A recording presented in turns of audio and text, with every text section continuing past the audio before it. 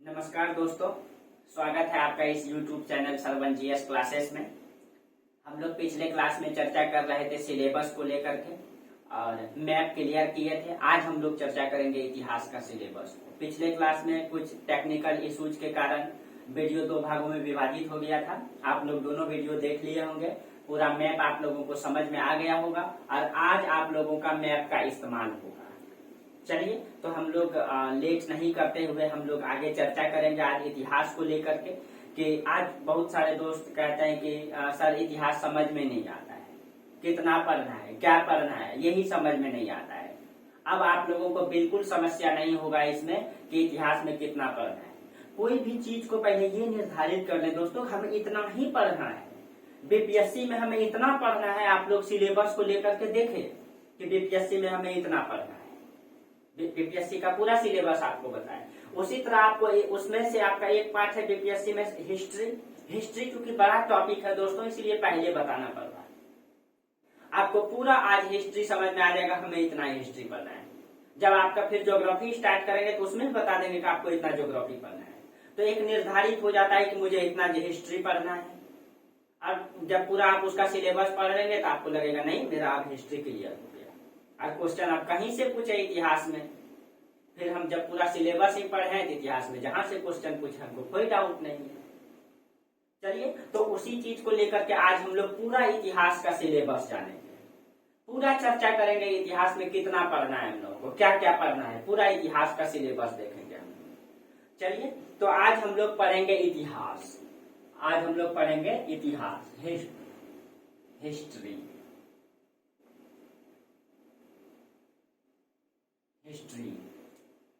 ठीक है दोस्तों, थोड़ा बहुत चर्चा तो बनता है कि कुछ जैसे कि आप लोग मतलब कि इतिहास का परिचय, इतिहास का परिभाषा क्या है, कुछ लोग पूछ देते हैं डायरेक्ट।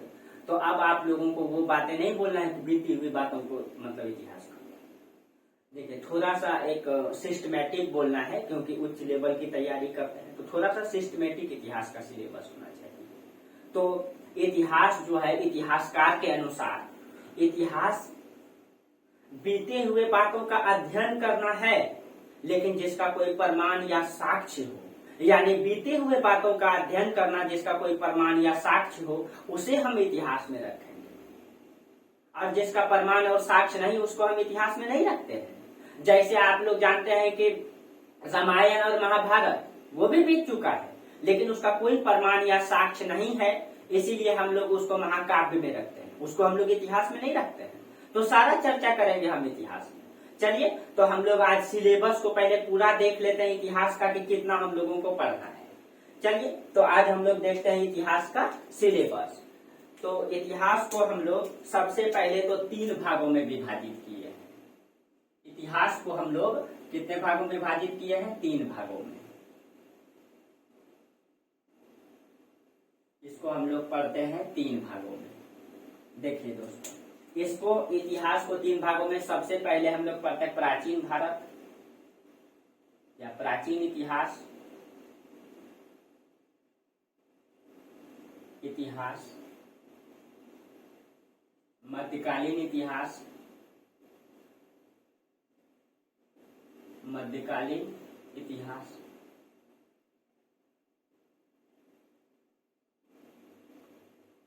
स्पेस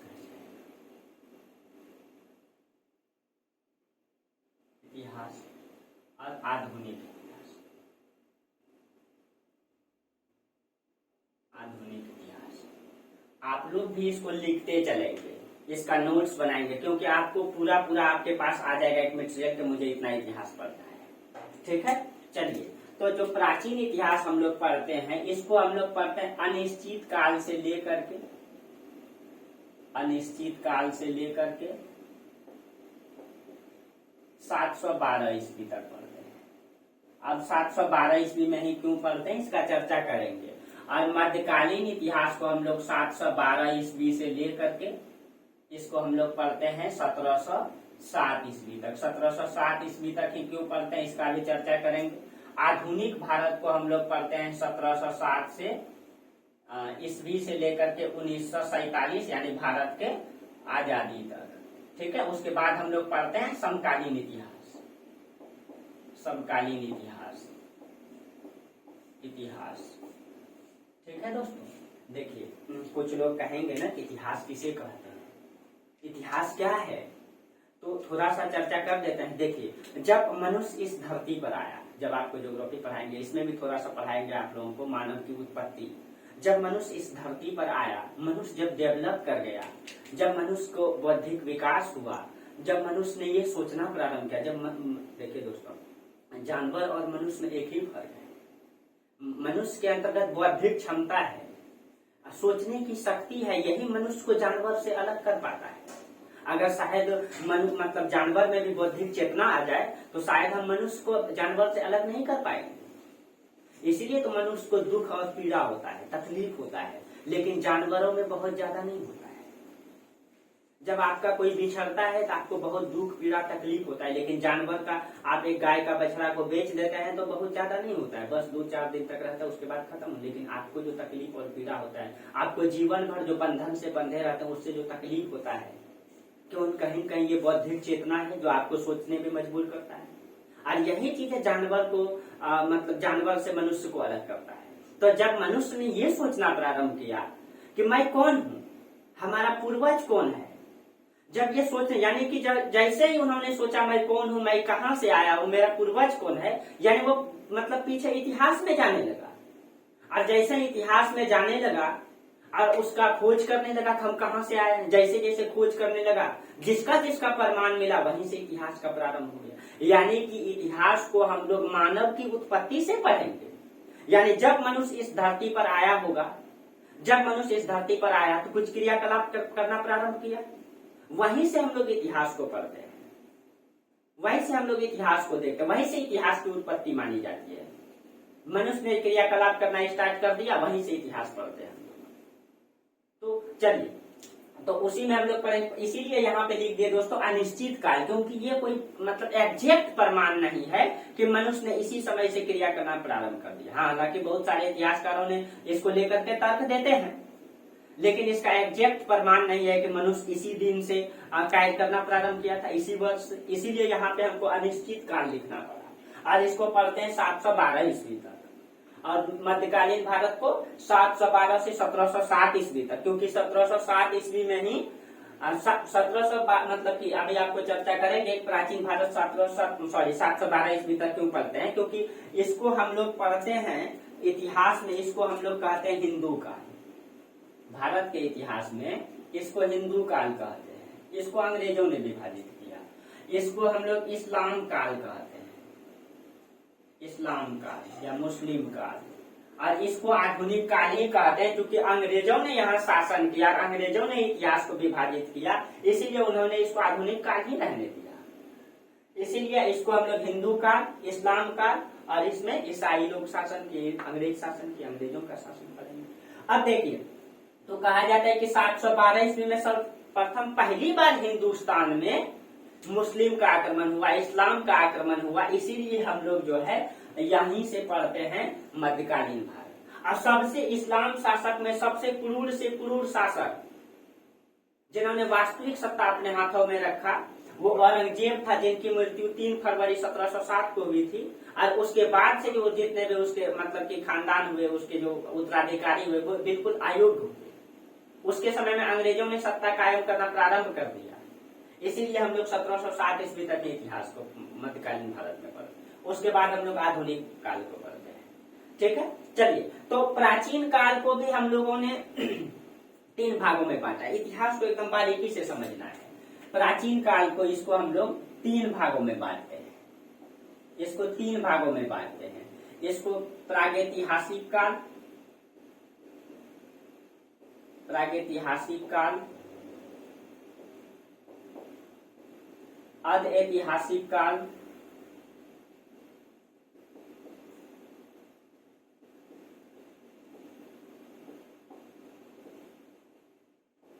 और ऐतिहासिक काल। ऐतिहासिक काल, ये प्राचीन भारत को 3 भागों में बांटे। प्रागैतिहासिक काल को भी 2 भागों में विभाजित किया गया है। इसको इसको भी दो भागों में विभाजित किया गया। इतिहास में आपको सारा चर्चा करेंगे। प्रागैतिहासिक को एक इसमें हो जाएगा एक पाषाण काल, जब मनुष्य ने पत्थर का इस्तेमाल करते थे, पाषाण काल, पाषाण का मतलब पत्थर। आज यहीं पे तांबे का खोज कर लिए थे, इसीलिए हम लोग इसके बाद पढ़ेंगे इसमें ताम्र का। दो तो प्रागैतिहासिक काल को कितने भागों में बांटे? पाषाण काल और ताम्र काल। और उसके बाद पाषाण काल को भी 3 भागों में बांटते हैं। इसको भी हम लोग 3 भागों में बांटते हैं। पाषाण काल को भी हम लोग 3 भागों में बांटते हैं। पूरा पाषाण काल,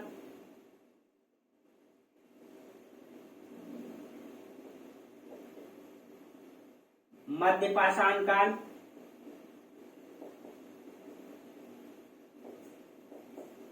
और नवपाषाण काल।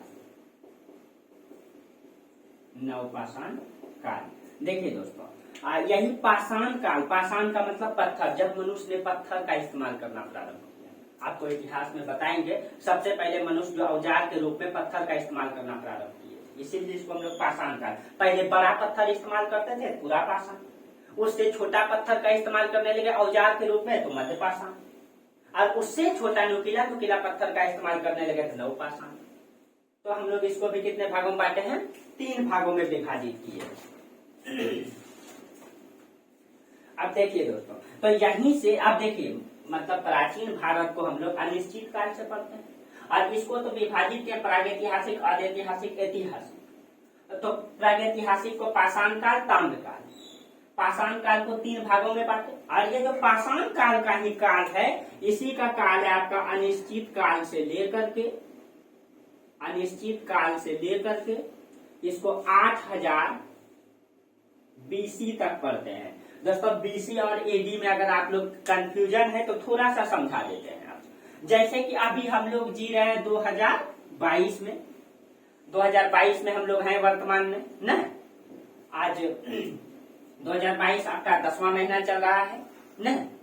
चलिए, तो आप देखिए, और कभी न कभी तो इस पृथ्वी पर 1000 रहा होगा, कभी न कभी तो 500 रहा होगा, कभी न कभी तो 100 रहा होगा, 100।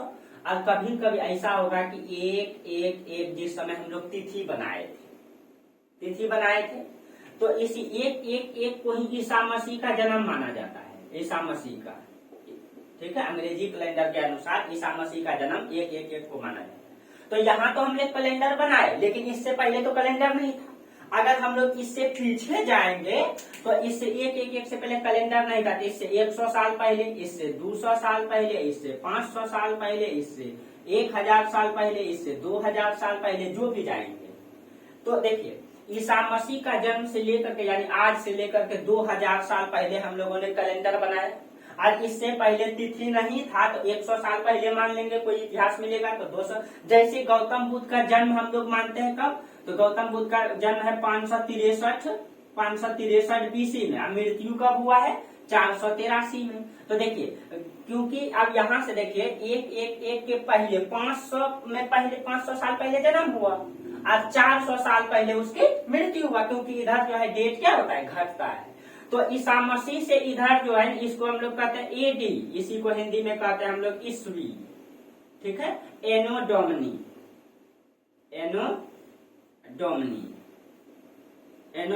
कहते हैं इसको CE भी कहते हैं, कॉमन एरा भी कहते हैं इसको, ठीक है। इसी को ईस्वी कहते हैं हम लोग, यानी ईसा मसीह के जन्म किसके बाद से ईस्वी। और इससे पहले BC कहते हैं हम लोग, इसी को बिफोर क्राइस्ट, इसी को हम लोग क्या कहते हैं? ईसा पूर्व।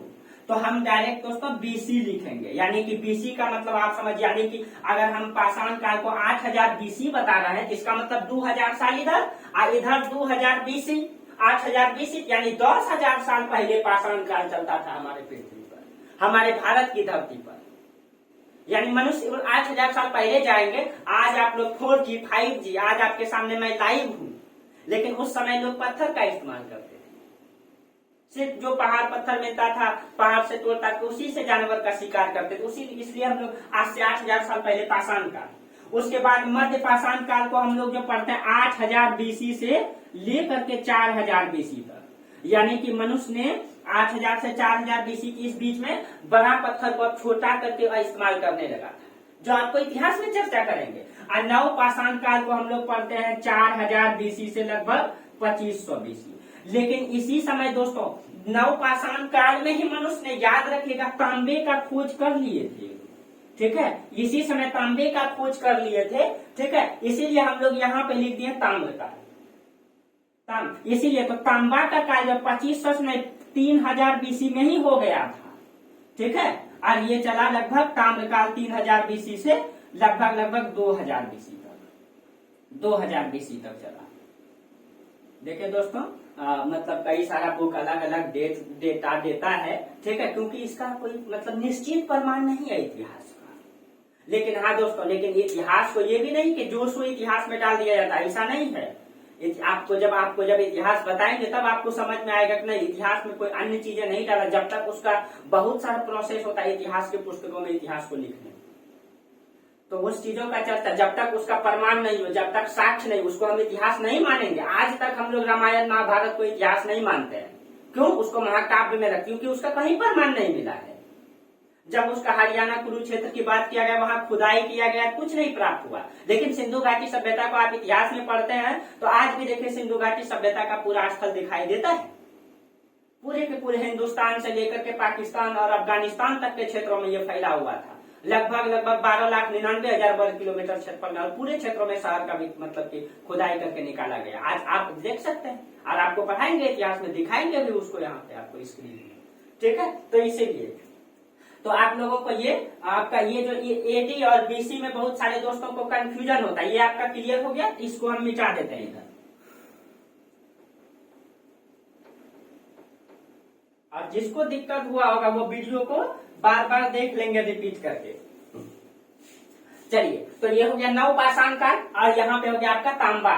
तो यही मतलब यहाँ पे पाषाण और मतलब कि तांबा दोनों का इस्तेमाल करते हैं। तो मनुष्य ने सबसे पहले किस धातु का खोज किया? तो तांबा का, इसीलिए इसको हम लोग कहते हैं ताम्र काल। तो इस तरह से हम लोग पढ़ते हैं दोस्तों। प्राचीन भारत में हम लोग पढ़े प्रागैतिहासिक काल पर है। अभी प्रागैतिहासिक को पाषाण काल, ताम्र काल, पाषाण को भी 3 भागों में बांटे। अब हम लोग पढ़ेंगे अर्ध ऐतिहासिक काल। आप लोगों को समझ में आ रहा होगा, ठीक है। अब हम लोग किसको पढ़ेंगे? अर्ध ऐतिहासिक काल। ये प्राचीन भारत का ही हिस्सा है अर्ध ऐतिहासिक काल। और अर्ध ऐतिहासिक काल में दोस्तों इसमें जो है 2 चीजों को हम लोग पढ़ते हैं। इसमें हम लोग पढ़ते हैं सिंधु घाटी की सभ्यता। इसमें हम लोग पढ़ते हैं सिंधु घाटी की सभ्यता। सिंधु घाटी की सभ्यता और सिंधु घाटी की सभ्यता, ये जो आपका अर्ध ऐतिहासिक काल है दोस्तों, यहाँ पे मनुष्य ने अर्ध ऐतिहासिक काल में मनुष्य ने क्या किया था? तांबा के साथ टीन मिला करके कांसा का इस्तेमाल करने लगा था। इसीलिए इसको हम लोग सिंधु घाटी सभ्यता को आप लोग जानते होंगे कांस्य युग कहते हैं। कांस्य युग ऑब्जेक्टिव में बहुत बार क्वेश्चन आया होगा का, क्योंकि यहाँ के मनुष्य ने जो है ये तांबा तो पहले खोज कर लिया था और इन लोगों ने मतलब कि टीन मिला करके उसमें कांसा का इस्तेमाल किया था, उसका प्रमाण मिला है। और इसको हम लोग, इसका जो डेट है इसको हम लोग पढ़ते हैं 2500 बीसी से। हमेशा याद रखिएगा बीसी और एडी में कंफ्यूज नहीं होना है। 2500 बीसी से 1750 बीसी तक पढ़ते हैं, 1750 बीसी तक।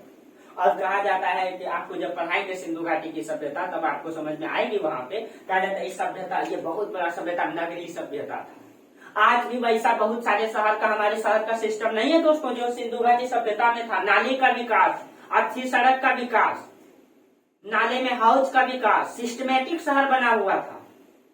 तो उसके बारे में पढ़ेंगे। जो आज भी हम लोगों का शहर उतना स्वच्छ नहीं होता है जिस उस समय जो सिस्टम से बना हुआ है। लेकिन कहा जाता है इसका मतलब कैसे विनाश हुआ, कैसे खत्म हुआ, इसका कोई निश्चित प्रमाण नहीं है।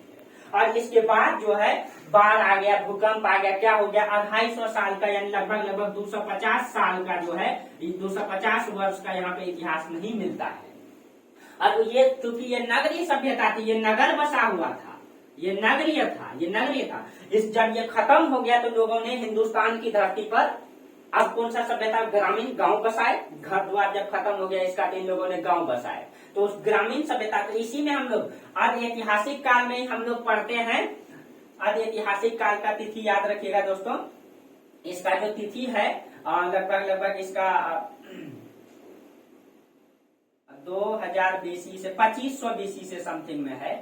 2500 बीसी से 1700 2500 से है इसका 1500 बीसी तक, नहीं 600 बीसी तक, 600 बीसी तक है। 2500 बीसी से 600 बीसी तक। और इसी में हम लोग पढ़ते हैं सिंधु घाटी की सभ्यता, और इसी में हम लोग पढ़ते हैं आपका वैदिक सभ्यता। और इसी वैदिक काल में 4 वेद लिखे गए, ऋग्वेद, यजुर्वेद, सामवेद, अथर्ववेद, जो आपका धार्मिक पुस्तक है, इसी को वैदिक काल कहते हैं। और वैदिक काल जो है, इसका जो काल है आपका वैदिक काल का, ये चूंकि मतलब 1750 बीसी के बाद से 250 साल का इतिहास नहीं मिलता है, इसीलिए हम लोग यहाँ पे पढ़ेंगे 1500 बीसी से।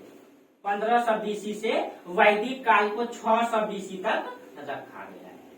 वैदिक काल को 600 बीसी तक। वैदिक काल को भी 2 भागों में बांटे, वो आपका इतिहास में चर्चा करेंगे। वैदिक काल, उत्तर वैदिक काल, ठीक है, तो वो आपका इतिहास का टॉपिक है। उसके बाद है दोस्तों आपका ऐतिहासिक काल। ऐतिहासिक काल, और ऐतिहासिक काल में हम लोग क्या क्या पढ़ते हैं, तो यही ऐतिहासिक काल में देखेंगे दोस्तों कि 6000 बीसी में भारत के जो ये गंगा यमुना का दोआब का क्षेत्र है, अब आप लोगों को मैप में दिक्कत नहीं होना चाहिए। भारत में जो गंगा यमुना का दोआब का क्षेत्र है, उस क्षेत्र में जो हमारा बिहार है, बिहार का जो मगध यानी पटना, मगध के क्षेत्रों में लोहे का आविष्कार होता है। और लोहे के आविष्कार ने फिर से एक नगरीय सभ्यता को जन्म देता है। तो यहीं पे हम लोग पढ़ेंगे द्वितीय नगरीकरण 600 बीसी में। और यही मतलब कि ऐतिहासिक काल में हम लोग पढ़ेंगे, इसी ऐतिहासिक काल में हम लोग पढ़ेंगे मगध साम्राज्य के बारे में। और इसी मगध साम्राज्य को हम लोग यहाँ पे पढ़ेंगे। और यही मगध साम्राज्य में आपका आएगा दोस्तों हर्यक वंश, शिशुनाग वंश, इसी में आएगा आपका हर्यक वंश, इसी में आएगा आपका शिशुनाग वंश, इसी में आएगा आपका नंद वंश, इसी में आएगा आपका मौर्य वंश, इसी में आएगा शुंग वंश, कण्व वंश, आंध्र सातवाहन वंश, पुष्यभूति वंश, गुप्त वंश, ऐसे सारे मतलब कि यहाँ पे हम लोग पढ़ेंगे कब, यानी ऐतिहासिक काल में 600 बीसी के बाद, इसी में 600 बीसी के आसपास पढ़ेंगे हम लोग इसको, ये मगध साम्राज्य के बारे में, जो बिहार की धरती हुआ करती थी, ठीक है। और इसी मौर्य कण्व, ठीक है। और इसी समय दोस्तों कुछ धार्मिक आंदोलन भी होगा। इसी समय देखेंगे गौतम बुद्ध प्रचार कर, यानी कि आज से ये बीसी है दोस्तों, यानी कि अभी हम लोग 2000 साल बाद आ चुके हैं, यानी बीसी 2600 साल पहले इस धरती पर गौतम बुद्ध रहते थे। तो यहीं पे हम लोग देखेंगे कुछ धार्मिक आंदोलन भी हम लोग इसमें देखेंगे, धार्मिक आंदोलन। अब धार्मिक आंदोलन में क्या क्या, तो आपका बौद्ध धर्म, जैन धर्म, वैष्णव धर्म, शैव धर्म, भागवत धर्म, इन सारे धर्मों का विकास यहाँ पे होता है। आप लोग लिख लीजिएगा, स्पेस नहीं है। जैन धर्म, यहाँ पे बौद्ध धर्म, यहाँ पे शैव धर्म, यहीं पे आपका वैष्णव धर्म, यहीं पे कुछ धार्मिक आंदोलन होता है दोस्तों, ठीक है। यही चर्चा करेंगे आपका। स्पेस के कारण मैं ऐसे लिखा हूँ, आप लोग सजावट करके लिखेंगे अच्छा से। मैं देखिए यहाँ से, तो देखिए प्रागैतिहासिक काल को इधर लिख दिए हैं। अब ऐतिहासिक काल जो 2500 से 600 बीसी चलाइए, इसमें आपको 2 चीजें, ये है आपका, इसमें आपका सिंधु घाटी की सभ्यता और वैदिक सभ्यता पढ़ेंगे, या वैदिक काल या वैदिक सभ्यता पढ़ेंगे। और इसके बाद ऐतिहासिक काल में हम लोग देखेंगे मगध साम्राज्य का उदय होता है, द्वितीय नगरीकरण होता है। प्रथम नगरीकरण तो आप लोग देखे यहाँ सिंधु घाटी की सभ्यता, द्वितीय नगरीकरण में आपका मगध साम्राज्य का उदय होगा। उसी में हर्यक वंश, शिशुनाग वंश, नंद वंश, मौर्य वंश, आंध्र सातवाहन वंश, कण्व वंश के बाद और पुष्यभूति वंश, ऐसे बहुत सारे वंश को हम लोग पढ़ेंगे। उसी में कुछ धार्मिक आंदोलन, गौतम बुद्ध आएंगे, उसी में जैन धर्म, महावीर स्वामी आएंगे, इन सारे वैष्णव धर्म आएंगे, इन सभी चीजों को हम लोग यहाँ पे पढ़ेंगे। इसमें तो आपका ऐतिहासिक काल, ठीक है दोस्तों, यहाँ तक आपका क्लियर हो गया। और इसी समय देखेंगे दोस्तों, हाँ इसमें ध्यान में रखिएगा, जो ऐतिहासिक काल है, ऐतिहासिक काल का तिथि जो है आपका ये 600 बीसी से लेकर के, ध्यान में रखिएगा, 600 बीसी से लेकर के 712 ईस्वी तक आ गए दोस्तों। देखिए बीसी से ईस्वी तक आए, यानी कि पहले 600, यहाँ पे बता 600 बीसी रहा होगा, फिर जो है 111 आया होगा आपका, ठीक है, 111, इसके बाद 712 एडी यानी ईस्वी। तो ध्यान में रखिएगा यहाँ 600 बीसी से 712 एडी तक, ठीक है, ये है आपका। तो ये आपका क्लियर हो गया होगा, ये आपका तिथि था इसका, ठीक है। अब हम लोग देखेंगे इसी समय दोस्तों, हम लोग देखेंगे 707वीं सदी में, आपको कल मैप में बता रहे थे सऊदी अरब के बारे में। सऊदी अरब का जो मक्का क्षेत्र है, वहीं पे आपका पैगंबर मोहम्मद साहब का जन्म हुआ था। उन्होंने एक नई धर्म का शुरुआत किए थे, इस्लाम धर्म, क्योंकि हिंदू धर्म में कुछ कुरीतियां फैल गई थी, जो आपको इतिहास में चर्चा करेंगे। और उसी इस्लाम का भारत में आगमन होता है। अगर दोस्तों आपको मैप में अगर समझाना हो तो हम लोग तो अभी भारत का इतिहास का विभाजित हम लोग पढ़ रहे हैं। ये भारत है आपका, ये आपका भारत है, और भारत का इतिहास हम लोग पढ़ रहे हैं। लेकिन इसी समय ये भारत में तो ये कर्म चल रहा था। इसी समय 7वीं सदी में आपका सऊदी अरब में जन्म लेंगे कौन? पैगंबर मोहम्मद साहब। और यहीं से इस्लाम का 712 ईस्वी तक आते आते इस्लाम जो है कहाँ आ जाएंगे? हिंदुस्तान में। इसीलिए आज यहाँ पे एक नई संस्कृति का विकास होगा, नया कल्चर का विकास होगा, इंडो इस्लामिक कला, बहुत सारे मतलब कि एक दूसरे से आपस में मतलब मिल करके बहुत सारे नया नया संस्कृति, कल्चर, पहनावा, खान पान में परिवर्तन आता है। इसी कारण से हम लोग यहाँ पे मध्यकालीन भारत कर देते हैं। इतिहास को दोस्तों विभाजित नहीं किया जा सकता है। इतिहास तो मतलब कि घटना का क्रम है, बीती हुई घटनाओं का क्रम है। आपका ही इतिहास है, जैसे हम ही हैं, आप ही हैं। एक बुजुर्ग व्यक्ति का इतिहास पढ़ना है तो हम उसको आसान बनाने के लिए 3 भागों में बांट देंगे। बुजुर्ग व्यक्ति ने मतलब जीरो से लेकर के आंगनबाड़ी में कैसे कैसे पढ़ाई किए थे, आंगनबाड़ी से लेकर के मिडिल स्कूल तक में क्या क्या पढ़े थे, मिडिल स्कूल से हाई स्कूल, हाई स्कूल से कॉलेज, उसके बाद उसका मतलब कि जो लाइफ है आगे का, या खेती बाड़ी किए या नौकरी पेशा किए, जो भी किए, तो ये हम लोग विभाजित करती आसान बनाने के लिए। बचपन में ऐसे बदमाशी उदमाशी लिखेंगे इतिहास में, वैसे करते थे, इधर उलट जाते थे, उधर डुबकी लगाने चल जाते थे, मारने पीटने ये सब बात है।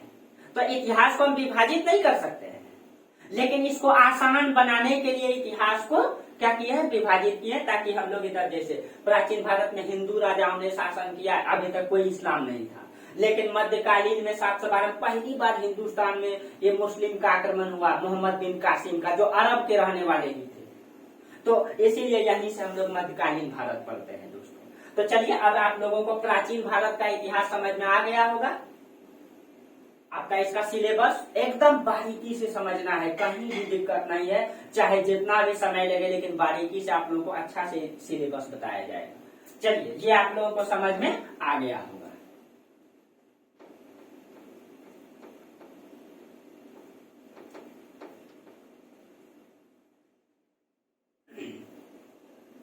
इतिहास कोई रटने का चीज नहीं है दोस्तों। आज तक सबको लग रहा था कि इतिहास रटना पड़ेगा। आप मेरा क्लास कंटिन्यू कीजिए, आपको लग जाएगा कि इतिहास में क्या रटना है क्या नहीं रटना है। कुछ चीजें फैक्ट होती है दोस्तों जिसको ध्यान में रखना पड़ता है, लेकिन इतिहास एकदम कॉन्सेप्ट है किसी भी चीज का। जैसे आज हमारे देश के प्रधानमंत्री नरेंद्र मोदी है, आज जो उसके समय में जो आज युवाओं ने आंदोलन किए, हम लोग देखे उसको, लेकिन आने वाले पीढ़ी उसको इतिहास में पढ़ेंगे कि जब भारत के प्रधानमंत्री नरेंद्र मोदी थे तो उस समय युवाओं ने ग्रुप डी के मतलब कि वैकेंसी में जो कुछ गड़बड़ी हुई थी उसके कारण से आंदोलन किया था, और बहुत बड़ा आंदोलन हुआ था, चक्का जाम हो गया था, ट्रेन जाम हो गया था। तो ये सब ये इतिहास में पढ़ेंगे, लेकिन आप इसको देख रहे हैं। उसके बाद उससे पहले डॉक्टर मनमोहन सिंह थे प्रधानमंत्री, उसके समय जो घटना हुई है वही चीज अब आने वाले जनरेशन इतिहास में पढ़ेंगे। तो इतिहास रटने का चीज कहाँ है? मतलब ये तो तिथिवार क्रम वाइज क्रम है, जो घटना का क्रम है, अब इसी को हम लोग एकत्रित करके पढ़ते हैं। और जानना जरूरी है। इतिहास क्यों पढ़ेंगे, क्यों जानेंगे, ये भी बताएंगे आपको। इतिहास से क्या क्या मिल सकता है हमको, इतिहास क्यों पढ़ना चाहिए। आप बीपीएससी में, आईएएस में, पीसीएस में, दरोगा में या अन्य कॉम्पिटिटिव एग्जाम में इतिहास सब्जेक्ट को क्यों रखा गया? क्या कारण है, क्या वजह है कि इतिहास को रखा गया? इतिहास पर क्या मिलेगा? कुछ तो होगा। इसलिए तो एक अधिकारी बनने के लिए इतिहास क्यों जानना चाहिए, आपको ये भी चर्चा करेंगे इतिहास क्यों जानना चाहिए, हम आपको ये भी बताएंगे। अगर आप किसी भी क्षेत्र का इतिहास को पढ़ लेंगे तो आप उसको बेहतर समझ पाएंगे। ज्योग्राफिकल कंडीशन समझ लेंगे तो और बेहतर समझ पाएंगे। पॉलिटिशियंस को समझ लेंगे और बेहतर कर पाएंगे। और अभी आगे चर्चा करेंगे दोस्तों कि इतिहास को हम क्यों पढ़ेंगे। एक क्लास इसमें होगा आपका। चलिए अब हम लोग पहले सिलेबस को सही तरीके से देख लेते हैं, फिर चर्चा करेंगे। मध्यकालीन भारत, मध्यकालीन भारत को दोस्तों इसको भी हम लोग विभाजित करके पढ़ेंगे आसान बनाने के लिए। सिर्फ आसान बनाने के लिए, विभाजित नहीं कर सकते हैं। देखिए मध्यकालीन भारत को भी हम लोग 3 भागों में बांट देते हैं अपनी भाषा में आसान बनाने के लिए, ठीक है, ताकि पढ़ने में सुविधा हो। तो पहले भाग में लिख देते हैं आक्रमणकारी। इसमें लिख देते हैं पहले भाग में आक्रमणकारी। द्वितीय भाग में लिख देते हैं सल्तनत काल। और तृतीय भाग में लिख देते हैं मुगल काल। ये 3 भाग है आपका दोस्तों ना, आक्रमणकारी, सल्तनत काल, मुगल काल। अब देखिए आक्रमणकारी में दोस्तों इसमें जो सबसे पहले आक्रमणकारी हुए ये अरब के आक्रमणकारी आए थे, ठीक है। सऊदी अरब से सबसे पहली बार आक्रमण जो हुआ था तो अरब के आक्रमणकारी थे एक मोहम्मद बिन कासिम। ध्यान में रखना है ये कहाँ के थे, क्वेश्चन पूछ लेता है। सॉरी गलती लिखा गया है,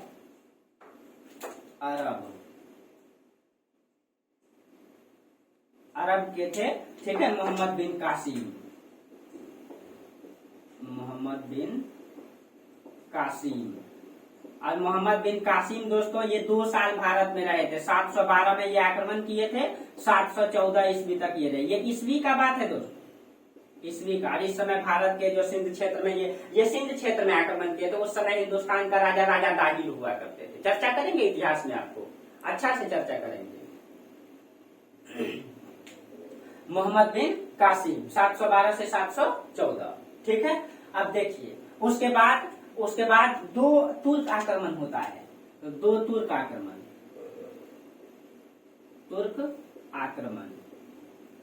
और 2 तुर्क आक्रमण में जो 1 नंबर में थे, जो हिंदुस्तान में लगभग 17 बार आक्रमण किए, जिन्होंने मतलब सोमनाथ मंदिर पर आक्रमण किया और उसकी जो मतलब गेट को उखाड़ के लेकर गए, सारे सोना चांदी को लूट करके गए, ठीक है। तो एक में सबसे पहले मोहम्मद गजनवी। और मोहम्मद गजनवी जो है लगभग 1000 ईस्वी से लेकर के 1027 ईस्वी तक इन्होंने लगभग 17 बार आक्रमण किए हिंदुस्तान में। 17 बार आक्रमण किया और ये इसका उद्देश्य था कि भारत को लूटना और लूट करके यहाँ से संपत्ति को लेकर के जाना। इसका ये सिर्फ लूटने का उद्देश्य आया था। भारत उस समय सोने की चिड़िया था दोस्तों, आप लोग भी जानते हैं, इतिहास में भी बताएंगे, ठीक है। इस सोने की चिड़िया को लूटते लूटते खाक बना दिया गया, ठीक है। अंग्रेजों ने लूटा, कुछ आक्रमणकारियों ने लूटा और आज हिंदुस्तान का हालत धीरे धीरे सुधार में आया है दोस्तों, ठीक है। उसके बाद दूसरा नंबर में है आपका मोहम्मद गजनवी के बाद मोहम्मद गौरी। और इसका जो आक्रमण है दोस्तों इसके बारे में बहुत सारे इतिहास में मतभेद है। इसके बारे में मोहम्मद गौरी का जो दोस्त था, जिसके साथ मतलब कि दरबारी इतिहासकार थे चंद्रप्रताप, इन्होंने जो पृथ्वीराज रासो की पुस्तक लिखी है उसी से उल्लेख मिलता है इसका, ठीक है। कुछ पुस्तकों में ये मिलता है कि मोहम्मद गौरी भी 17 बार आक्रमण किए थे, लेकिन कुछ पुस्तकों में मिलता है नहीं 2 बार। जो तराइन का युद्ध हुआ था 1191 ईस्वी में और दूसरे बार आक्रमण किया था 1192 ईस्वी में। तो ये तराइन का प्रथम युद्ध, तराइन का फर्स्ट, और यहाँ पे तराइन का द्वितीय। तराइन का प्रथम में मोहम्मद गौरी हार गए थे, तराइन का द्वितीय में पृथ्वीराज चौहान मतलब हार गए थे। और मतलब कि ये गौरी जो है इसमें, मोहम्मद गौरी जो है इसमें जीत गए थे, ठीक है। इसमें जो है मोहम्मद, यहाँ ध्यान में रखिएगा, गौरी जीत गए थे। और इन्होंने जब जीता तो इन्होंने अपने गवर्नर को मतलब कि भारत के क्षेत्रों में रख करके चल गए थे। ये भी आए थे शुरुआती चरण में मतलब लूटने के उद्देश्य से, लेकिन इसका जो गुलाम थे, इसका जो दामाद थे कुतुबुद्दीन ऐबक, उन्होंने हिंदुस्तान में दिल्ली को मतलब कि राजधानी बना करके, दिल्ली को केंद्र मान करके उन्होंने एक नई मतलब कि सल्तनत की शुरुआत कर दी। उसी को हम लोग कहते हैं सल्तनत काल या दिल्ली सल्तनत से जिन्होंने शासन किया। तो इसी में तो यही मोहम्मद गौरी के गुलाम हुआ करते थे कुतुबुद्दीन ऐबक। इसीलिए उसको गुलाम वंश कहते हैं, क्योंकि गुलाम वंश में कुतुबुद्दीन ऐबक, जैसे मोहम्मद गौरी का गुलाम कुतुबुद्दीन ऐबक, ऐबक का गुलाम इल्तुतमिश, इसलिए और इल्तुतमिश का गुलाम हुआ बलबन, इसीलिए इसको गुलाम वंश कहा जाता है। इसीलिए तो सबसे पहले सल्तनत काल में आया आपका, आप देखिए 1191-92 में ये हार है, और यहाँ पे गुलाम वंश का नींव डाला है इन्होंने। तो इसी में हम लोग पढ़ते हैं सल्तनत काल में, इसी में पढ़ते हैं हम लोग गुलाम वंश, गुलाम वंश। इसी में पढ़ते हैं हम लोग खिलजी वंश, जिन्होंने दिल्ली को, खिलजी वंश, तुगलक वंश, सैयद वंश और लोदी वंश। ये हम लोग दोस्तों 5 वंश को पढ़ते हैं। इसमें जो गुलाम वंश है ये 1206 से 1290 है, ठीक है। इसका तिथि अगर लिखना हो तो आप लोग लिख लीजिए 1206 से 1290 ईस्वी तक है। ये 1290 से लेकर के 1290 से 1320, ये 1320 से लेकर के 1356, ये 1356 से लेकर के 1414, ये लोधी वंश जो है 1414 से लेकर के 1526। 1526 में लोधी वंश यहाँ शासन कर रहे थे, और लोधी वंश का अंतिम शासक है इब्राहिम लोधी, और इब्राहिम लोधी को फिर से एक मुगल का आक्रमण हुआ। जो मुगल जो है ना, ये मतलब तैमूर से, ठीक है, यानी मंगोल और तैमूर ये दोनों मिलकर के बने थे, मतलब मुगल। और ये आपको बताएंगे, तो यही लोधी वंश में आक्रमण करेंगे और इब्राहिम लोधी को पराजित करके उन्होंने एक नई सत्ता की नींव डाली, जिसको हम लोग कहते हैं मुगल वंश। ये मुगल वंश, और मुगल वंश में हम लोग किसको, तो मुगल वंश के संस्थापक कौन हुए दोस्तों, तो यही बाबर आक्रमण करेंगे। बाबर, आप लोग जानते हैं कि पानीपत का प्रथम युद्ध ना बहुत मतलब भयानक युद्ध था, ठीक है, 1526 में हुआ था। यही 1526 में इब्राहिम लोधी को पराजित किए थे। ये समझ में नहीं आ रहा होगा, ये 26 है दोस्तों, ये 1526 है, ठीक है। और यही बाबर ने 1526 में इब्राहिम लोधी को पराजित करके मुगल वंश की नींव डाला था, ठीक है। तो बाबर ये शासन किए, ये ज्यादा दिन तक आखिर रहे नहीं दोस्तों, 1526 से लेकर के 1530 तक ही रहे, मात्र 4 साल। बाबर के बाद आए दोस्तों हुमायूं। और हुमायूं का जो शासन काल रहा दोस्तों 1530 से लेकर के 1540, और उसके बाद जो इसका दूसरा शासन काल रहा 1555 से लेकर के 56। इसके बारे में बताएंगे दोस्तों। शेर शाह सूरी ने मतलब कि हुमायूं को पराजित करके मतलब कि उन्होंने जो है कि हिंदुस्तान में, ठीक है, सूर्यवंश का नींव डाला था। तो इसके बारे में चर्चा करेंगे। कहा जाता है कि अगर शेर शाह सूरी को उसके भाग्य ने साथ दिया होता दोस्तों, तो हिंदुस्तान में मुगलों का नहीं सूर्यवंश का इतिहास होता, और केंद्र बाद में दिल्ली नहीं बिहार होता, ठीक है। इसके बारे में चर्चा करेंगे दोस्तों, ठीक है। तो हुमायूं के बाद यहाँ पे सूर्यवंश आता है, हुमायूं में ही, यहाँ पे ध्यान में रखिएगा, सूर्यवंश, शेर शाह सूरी। और हुमायूं के बाद हुमायूं का बेटा हुआ करता था अकबर, और अकबर का शासन काल कौन भूल सकता है दोस्तों, इसको महान शासक के रूप में जाना जाता है, ठीक है, अकबर। और अकबर का जो शासन काल रहा दोस्तों, ये लगभग 1556 से लेकर के 1605 ईस्वी तक रहा, 1605। अकबर का पुत्र हुआ जहांगीर, और जहांगीर का 1605 से लेकर के 1627 ईस्वी तक इसका शासन रहा। और जहांगीर का बेटा हुआ शाहजहां का 1627 से लेकर के एग्जैक्ट तो मुझे ध्यान में नहीं है दोस्तों, लगभग 1627 से, एक सेकेंड दोस्तों,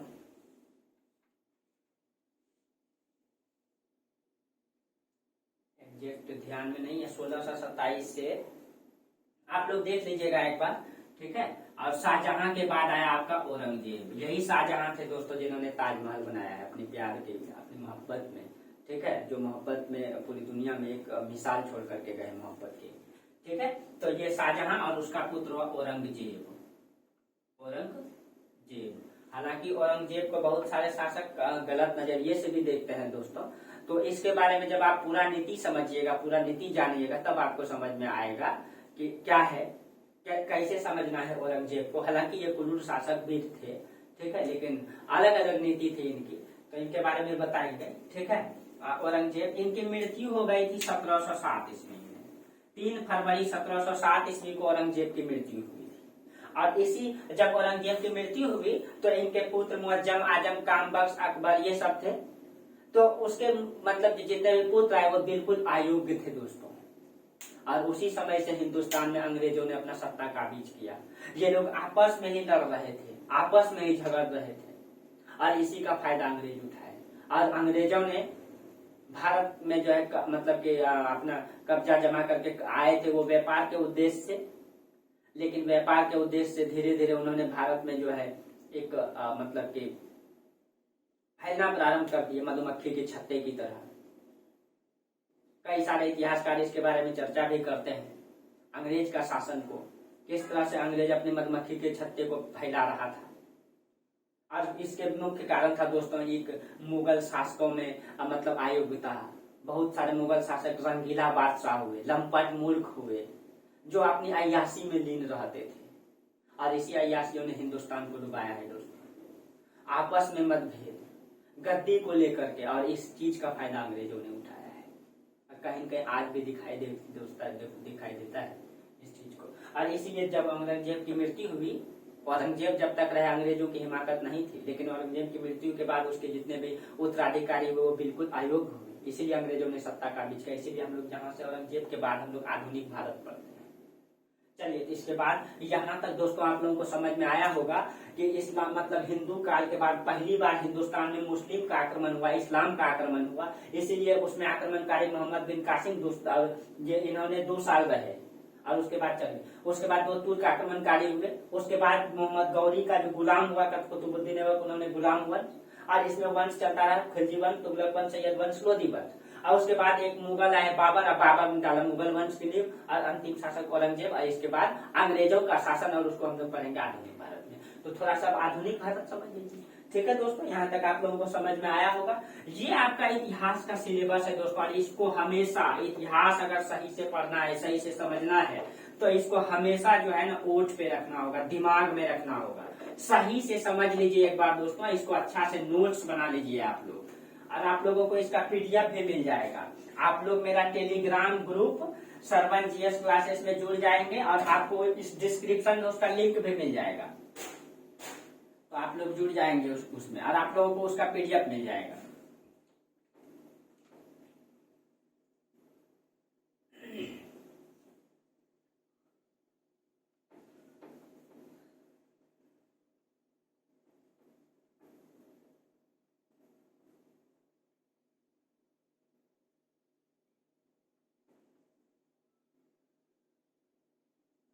चलिए दोस्तों, अब थोड़ा सा हम लोग देख लेते हैं आधुनिक भारत,